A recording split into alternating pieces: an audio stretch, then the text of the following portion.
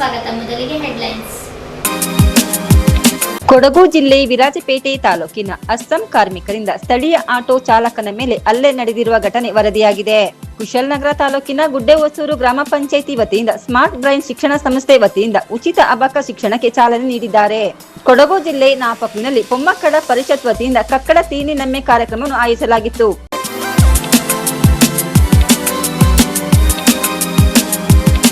ಕೊಡಗು ಜಿಲ್ಲೆಯ ವಿರಾಜಪೇಟೆ ತಾಲೂಕಿನಲ್ಲಿ ಅಸ್ಸಾಂ ಕಾರ್ಮಿಕರಿಂದ ಸ್ಥಳೀಯ ಆಟೋ ಚಾಲಕನ ಮೇಲೆ ಹಲ್ಲೆ ನಡೆದಿರುವ ಘಟನೆ ವರದಿಯಾಗಿದೆ. ಅಸ್ಸಾಂ ಕಾರ್ಮಿಕರಿಂದ ಸ್ಥಳೀಯ ಆಟೋ ಚಾಲಕನ ಮೇಲೆ ಮಾರಣಾಂತಿಕ ಹಲ್ಲೆ. ಅಚ್ಚಪಂಡ ದೀಪು ಮೋಣಪ್ಪ ಎಂಬುವರ ತಲೆಗೆ ಕಲ್ಲಿನಿಂದ ಹೊಡೆದು ಗಂಭೀರ ಸ್ವರೂಪದ ಗಾಯವಾಗಿದ್ದು ವಿರಾಜಪೇಟೆ ಸರ್ಕಾರಿ ಆಸ್ಪತ್ರೆಯಲ್ಲಿ ಚಿಕಿತ್ಸೆ ಪಡೆಯುತ್ತಿದ್ದಾರೆ. ನಿನ್ನೆ ರಾತ್ರಿ 10 ಗಂಟೆಗೆ ವಿರಾಜಪೇಟೆ ಮಡಿಕೇರಿ ಮುಖ್ಯ ರಸ್ತೆಯ ಕದನೂರಿನಲ್ಲಿ ನಡೆದ ಘಟನೆ. ಹಲ್ಲೆ ಮಾಡಿದ ವ್ಯಕ್ತಿಗಳ ಮೇಲೆ ಸೂಕ್ತ ರೀತಿಯಲ್ಲಿ ಕಾನೂನು ಕ್ರಮ ಕೈಗೊಳ್ಳಲು ಇತರೆ ಆಟೋ ಚಾಲಕರಿಂದ ಗ್ರಾಮಾಂತರ ಠಾಣೆ ಅಧಿಕಾರಿಗಳಿಗೆ ಮನವಿ ಮಾಡಿದರು. ಈ ಸಂದರ್ಭದಲ್ಲಿ ಕೊಡಗು ಜಿಲ್ಲೆಯ ಬಹುಜನ ಸಮಾಜ ಪಕ್ಷದ ದಿವಿಲ್ ಕುಮಾರ್ ಮಾತನಾಡಿ, ಹೊರ ರಾಜ್ಯದ ಕಾರ್ಮಿಕರಿಂದ ಅಧಿಕಾರಿಗಳು ಈ ಬಡ ಆಟೋ ಚಾಲಕರಿಗೆ ಕರುಣೆ ತೋರಿ ತಪ್ಪಿತಸ್ಥರ ವಿರುದ್ಧ ಕಾನೂನು ಕ್ರಮ ಕೈಗೊಳ್ಳಬೇಕು ಎಂದು ತಿಳಿಸಿದರು. ನೂರಾರು ಆಟೋ ಚಾಲಕರು ಈ ಸಂದರ್ಭದಲ್ಲಿ ಹಾಜರಿದ್ದರು.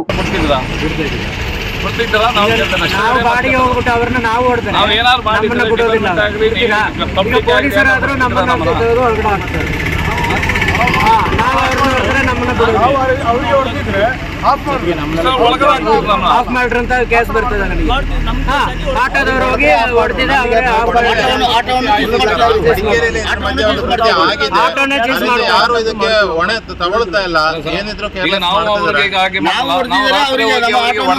ನಮ್ಮನ್ನ ಬಿಡ್ತಿದ್ರ, ನಮಗೆ ನಮ್ಮ ಗಾಡಿ ಚೀಸು ಮತ್ತೆ ನಾಳೆ ನಮ್ಮ ಗಾಡಿ ಚೀಸು. ನನ್ನ ಹೆಸರು ದೀಪು ಮಣ್ಣಪ್ಪ ಅಂತ, ನಾನು ಆಟೋ ಚಾಲಕ. ನಾನು ನಿನ್ನೆ ರಾತ್ರಿ ಮನೆಗೆ ಹೊರಟಿದೆ. ಮೂರ್ನಾಡು ಜಂಕ್ಷನ್ದ ಹೋಗ್ತಾಯಿದ್ದೆ ಮನೆಗೆ. ನಮ್ಮ ಮನೆ ಇರೋದು ಚಿಕ್ಕಪೇಟೆಯಲ್ಲಿ. ಹೋಗ್ತಿರ್ಬೇಕಾದ್ರೆ ಒಬ್ಬ ಕೈ ಅಡ್ಡ ಹಾಕಿದ. ನಾನು ಗಾಡಿ ನಿಲ್ಲಿಸಿದೆ. ಗಾಡಿ ನಿಲ್ಲಿಸಿ ಎಲ್ಲಿಗೆ ಅಂತ ಕೇಳಿದೆ.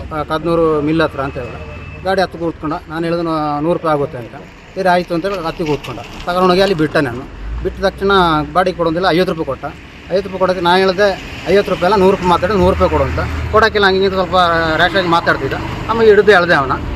ಆದ್ಮೇಲೆ ತಪ್ಪಿಸ್ಕೊಂಡು ಹೋದ. ಅಲ್ಲಿ ಪಕ್ಕದ ಅಂಗಡಿಗೆ ಹೋದ. ಅಲ್ಲಿ ಹಂಗೆ ಬಂದು ಅಲ್ಲಿ ಯಾರಿಗೂ ಫೋನ್ ಮಾಡ್ದೆ. ಫೋನ್ ಮಾಡಿ ಆ ಗೇಟ್ ಮಿಲ್ ಪಕ್ಕದಲ್ಲಿ ಒಂದು ಗೇಟ್ ಇದೆ. ಗೇಟ್ ಹತ್ರ ಹೋಗಿ ಇಬ್ಬರು 3 ಜನರಿಗೆ ಫೋನ್ ಮಾಡಿದ. ಫೋನ್ ಮಾಡಿ ಅವ್ನು ಕರ್ಕೊಂಬಂದ. ಅವ್ರು ಬಂದಿದ್ದು ತಕ್ಷಣ ಅಷ್ಟೇ ನಾನು ಅವ್ರ ಹತ್ರ ಮಾತಾಡೋಕೆ ಹೋಗ್ತಿದ್ದೀನಿ. 3-4 ಜನಕ್ಕೆ ಸೇರಿಕೊಂಡು ಹೊಡೆದ್ಬಿಟ್ಟು ತಲೆಗೆಲ್ಲ ಓಪನ್ ಮಾಡಿದ್ದಾರೆ. ತಲೆ ಓಪನ್ ಮಾಡಿ ಹಾಸ್ಪಿಟ್ಲ್ ಬಂದು 112 ಫೋನ್ ಮಾಡಿದ್ದೆ. ಅಲ್ಲಿ ನಮ್ಮ ಫ್ರೆಂಡ್ಸಿಗೆಲ್ಲ ಫೋನ್ ಮಾಡಿದೆ, ಬಂದರು. ಅಲ್ಲಿ ನಾನು ಗಾಡಿ ಓನರ್ಗೆ ಫೋನ್ ಮಾಡಿದೆ, ಅವರು ಬಂದು ಆಮೇಲೆ 112 ಬಂದು ಪೊಲೀಸ್ ಎಲ್ಲ ಬಂದು ಅಲ್ಲಿಂದ ಹಾಸ್ಪಿಟ್ಲ್ ಬಂದು ಹಾಸ್ಪಿಟ್ಲಿಗೆ ಸ್ವಿಚ್ ಹಾಕ್ಕೊಂಡು ಮಾಡಿ FIR ಆಗಿದೆ. ಅವಾಗ ನೋಡಿ, FIR ಆಗಿದ್ರು ಕೂಡ ಕೃತ್ಯ ನಡೆದಿರೋರನ್ನ ಆಲ್ರೆಡಿ ಸ್ಟೇಷನಿಂದ ಬಿಟ್ಬಿಟ್ಟಿದ್ದಾರೆ. ತಿರ್ಗಿ ಅವ್ರಿಗೆ ನೋಟಿಸ್ ಕೊಟ್ಟು ಗೌರವತಿಯಿಂದ ಅವ್ರನ್ನ ಕರ್ಕೊಂಡ್ಬಂದು ಕೂರಿಸುವಂಥ ಕಾನೂನು ಇವತ್ತು ನಮ್ಮ ಏನು ಇವತ್ತು ನಮ್ಮ ಇಂಡಿಯಾ ಕಾನ್ಸ್ಟಿಟ್ಯೂಷನ್ ನಡೀತಿರೋದು ನೋಡಿ ಯಾವ ಥರ ಇದೆ ಅಂತೇಳಿ.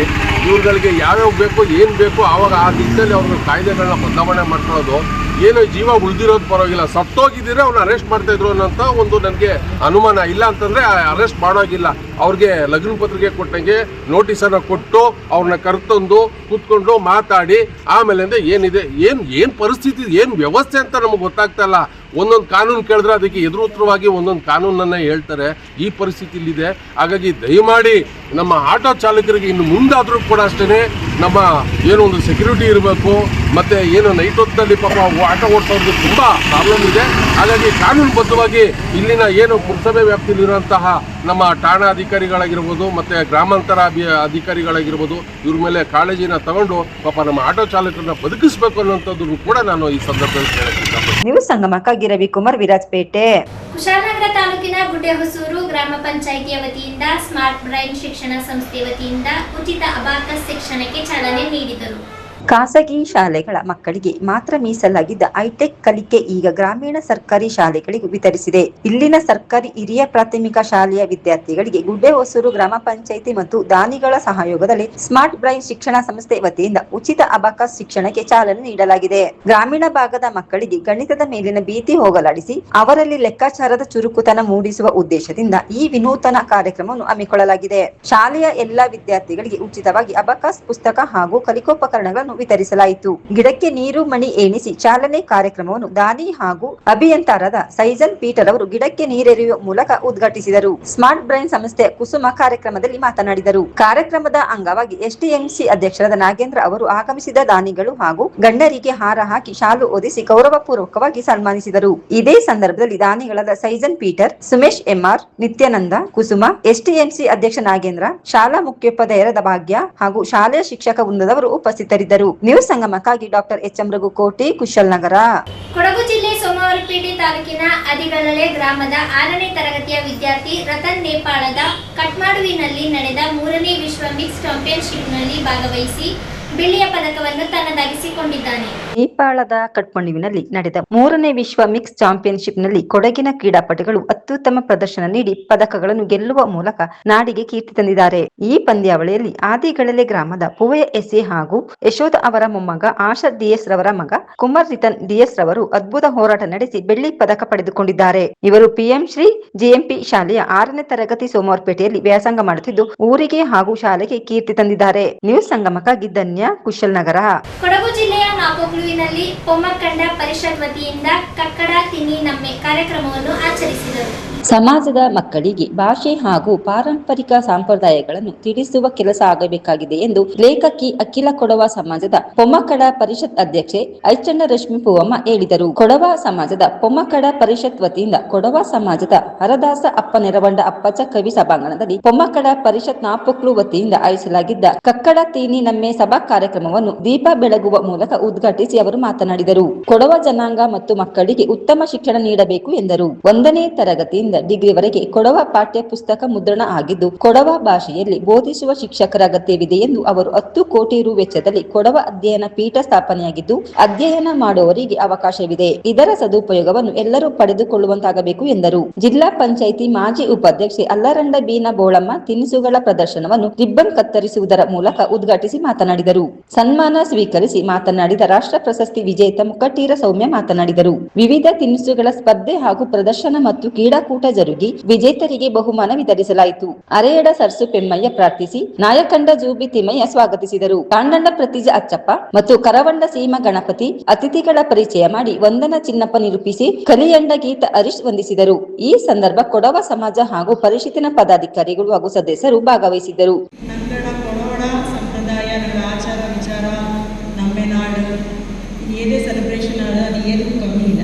ಇದನ್ನು ನಂಗೆ ಕೊಡಗಿಂಚ ಗೌರ್ಮೆಂಟ್ ಐದಕ್ಕೆ ಅದನ್ನ ಬಗ್ಗೆ ಹೆಚ್ಚಾಯ್ತು ಗೊತ್ತಾಪ ಎಣ್ಣೆ ನಾನು ಎಲ್ಲೇ ಕೋಚಿಗೂ ನಾವು ಕೊಡೋತಿ ಇದೊಂದು ಜನರನ್ನು ನಾನು ಹುಚ್ಚಿಕಾಗ ಆ್ಯಂಡ್ ಎಕ್ಕೊಳಿಸ್ ನಾನು ಇದೆ ಈಗ ಕೊಡುವಾಗ ಭಾರಿ ಡಿಸಿಪ್ಲಿನ್ ಜನಾಂಗ പിന്നെ ಹೈಲಿ ರೆಸ್ಪೆಕ್ಟೆಡ್ ಕಮ್ಯುನಿಟಿ ಏನಿದೆ. ಸೊ ಇದಕ್ಕೆ ಅವಾಗ ತುಂಬ ಖುಷಿ ಆಗ ಈಗ ಕೆಲವು ಗೊತ್ತಿಡೋದಕ್ಕೆ ನಾನು ಟೀಚಿಂಗ್ ಪ್ರೊಫೆಷನ್ ಇಟ್ಟಾಂದು ನಾನು ಮಕ್ಕಳ ಕೂಡ ತುಂಬ ಚಾಯ್ ಮಾಡೋಣ ಟೈಪ. ಸೊ ಈಗ ನನಗೆ ಎಜುಕೇಷನ್ ಇಸ್ ವೆರಿ ಇಂಪಾರ್ಟೆಂಟ್ ಅಂತ ಹಂಚಿ ನಾನು ಈಗ ರೀಸೆಂಟ್ ಟೈಮ್ಸ್ ನಮ್ಗೆ ಇಕ್ಕತ್ರ ಜನ್ರೇಷನ್ ಕೊಡೋಣ ಮಕ್ಕಳ ನೋಡ್ಸಿಗೆ ಖುಷಿ ಅಪ್ಪ ಹಂಚಿಗೆ ಸುಮಾರು ಕೊಡೋಣ ಮಕ್ಕ ಜಸ್ಟ್ ஒரு ಎಜುಕೇಷನ್ ಅಂತಲ್ಲ ಈಗ ಕರಿಯರ್ ಬಿಲ್ಡ್ ಮಾಡೋದು ஒரு நல்ல ಬೆಲೆ ಹೊಡ್ಕೊಂಡು ஒரு ಹಠ ಅದು ತುಂಬ ಖುಷಿ ಆಗ ಆಚೆಗೆ ಓವರ್ ಬೇಜಾರದ ವಿಷಯ ಇಕ್ಕತ್ರ ಜನ್ರೇಷನ್ ಹಂಚಿಗೆ ಇಮೋಷನಲ್ ರಿಲೇಷನ್ಶಿಪ್ ಅಥವಾ ಇಮೋಷನಲ್ ಬಾಂಡೇಜ್ ಅಂತ ಅದು ತುಂಬ ಕಮ್ಮಿ ಆಗಿದೆ. ಅಪ್ಪ ಅವರನ್ನ ஒரு ಪ್ರೀತಿ ಆಡ ಅಥವಾ ಅಜ್ಜ ತಾಯಿಯ ஒரு ಅಫೆಕ್ಷನ್ ಆಡ ಅದು ಚೆನ್ನಾಗಿ ಕಮ್ಮಿ ಆಗಿದೆ. ಈಗ ದೊಡ್ಡ ಕಾಲದ ಬಗ್ಗೆ ಕಾಲೇಜ್ಗೆ ರಾಮಕೃಷ್ಣ ಆಶ್ರಮದಿಂದ ಸ್ವಾಮೀಜಿ ಬಂದಿದ್ದರು, ಶಾಂತಿಮತಾನಂದಜಿ ಮಹಾರಾಜರು. ನಾನು ಈ ಕ್ವಶನ್ ಕೊಟ್ಟು ಏನಕ್ಕೆ ಸ್ವಾಮೀಜಿ ಏನಾಗಿ ಇಕ್ಕತ್ರ ಮಕ್ಕಳು ಚೆನ್ನಾಗಿ ಇಮೋಷನಲ್ ಬಾಂಡೇಜ್ ತುಂಬ ಕಮ್ಮಿ ಆಗಿದ್ದಾರೆ ಎಂತ ರೀಸನ್ ಆಗಿರ್ಬೋದು. ಈಗ ಸ್ವಾಮೀಜಿ నాకు ఎంత వచ్చింది ಇಕ್ಕತ್ರ ಕಾಲದ ಅಪ್ಪ ಅವ್ವ ದಂಡಾಡು ಚಾಕ್ರಿ ಕೋಪ ಈ ಚಾಕ್ರಿ ಕೋಪಕ್ಕೆ ಅಪ್ಪ ಅವ್ವಂಗೆ ಟೈಮ್ ಬಿಟ್ಟಿರಲಿಲ್ಲ, ಬಟ್ ಪ್ರೀತಿ ಕಮ್ಮಿ ಆಗಿಲ್ಲ, ಟೈಮ್ ಬಿಟ್ಟಿರಲಿಲ್ಲ. ಅದಕ್ಕೆ ಎಂತ ಮಾಡುವ ಅಪ್ಪ ಅವಾಗ ಎಂಗಡ ಮಕ್ಕಕ್ಕೆ costly mobile, branded clothes, toys ಅಂತದೆಲ್ಲ ಅಡ್ತಿ ಕೊಡ್ತಿದ್ದೆ ಎಂಗಡ ಪ್ರೀತಿನ ಕಾಟಿದ್ರು. ಇದ್ರಲ್ಲಿ ಎಂತ ಕುഞ്ഞി ಅಪ್ಪ ಅವನ ಪ್ರೀತಿನ ಮೆಟೀರಿಯಲಿಸ್ಟಿಕ್ ಥಿಂಗ್ಸ್ ನೋಟಿರಂದು. ಸೊ ಹಂಗಾಯ್ತು ಎಂತ ಏನಂದ್ರೆ ಆ ಕುഞ്ഞിಗೆ ಅಪ್ಪ ಅವನ ಮೇಲೆ ಆ ಇಮೋಷನಲ್ ಬಾಂಡೇಜ್ ಅಂತ ಅಥವಾ ಅಟ್ಯಾಚ್ಮೆಂಟ್ ಅಂತ ಹೇಳಿದ್ರೆ ಅದು ಕಮ್ಮಿ ಆಗಿದೆ. ಸೊ ಇದು ಒರೇ ಸೊಲ್ಯೂಷನ್ ಎಂತ ಹಂಚಿಗೆ ಅಪ್ಪ ಅವಾಗ ಜಾಸ್ತಿ ಇದು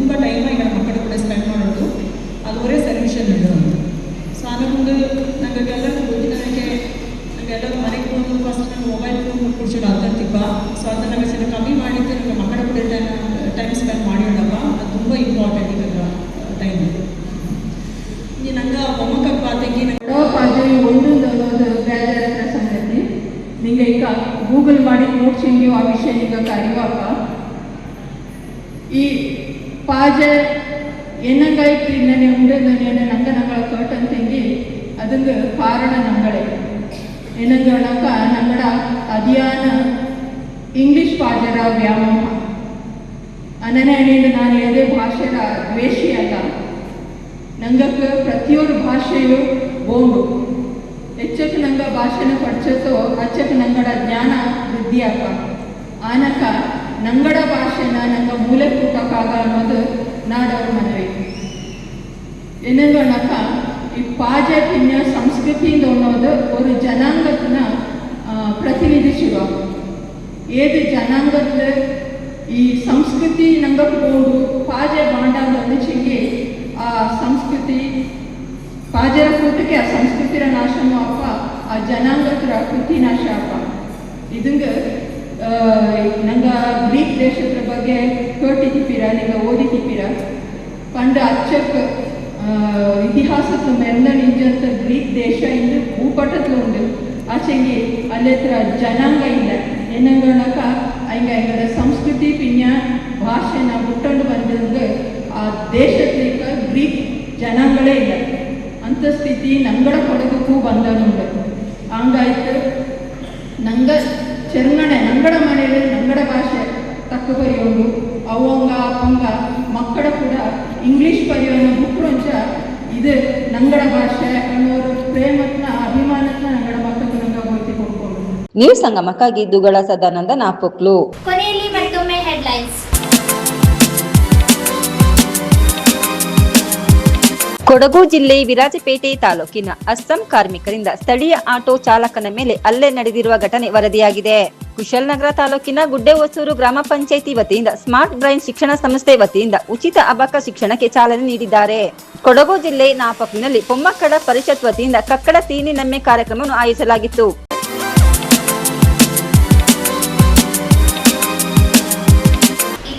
ಸಂಗಮ ಮುಕ್ತಾಯವಾಯಿತು. ಸುದ್ದಿ, ಮಾಹಿತಿ, ಮನೋರಂಜನೆಗಾಗಿ ನೋಡ್ತಾ ಇರಿ ಸಂಗಮ ಟಿವಿ. ವಂದನೆಗಳೊಂದಿಗೆ ಲಕ್ಷ್ಮೀ ಸಂತೋಷ್ ಕೊಬ್ಬಳಿ.